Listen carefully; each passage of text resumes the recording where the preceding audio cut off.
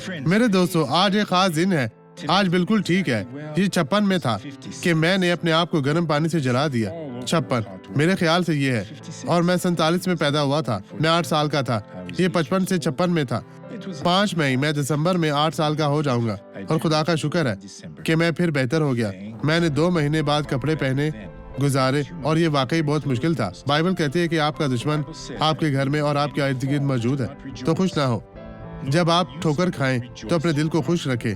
खुदा के बंदे बनो, बाबरकत बने और दूसरों पर लानत ना करें। इस हफ्ते हम पाक शराकत की इनकाद करने जा रहे हैं। पाक शराकत की इबादत। आएं और बरकत पाएं। हमारे साथ शामिल हो।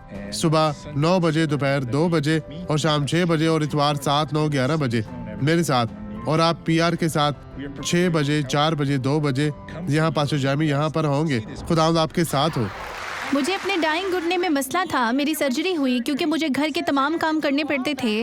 मैंने अपने बाएं घुटने में दर्द महसूस करना शुरू की और अपनी टांग में भी। मैं अच्छी तरह से सो नहीं पा रही थी, यहाँ तक कि मैं आज एक दोस्त के साथ आई हूँ क्योंकि मैं अकेली चल नहीं सकती थी, क्योंकि मुझे बहुत ज्यादा दर्द महसूस होता था और मैं बहुत परेशान थी।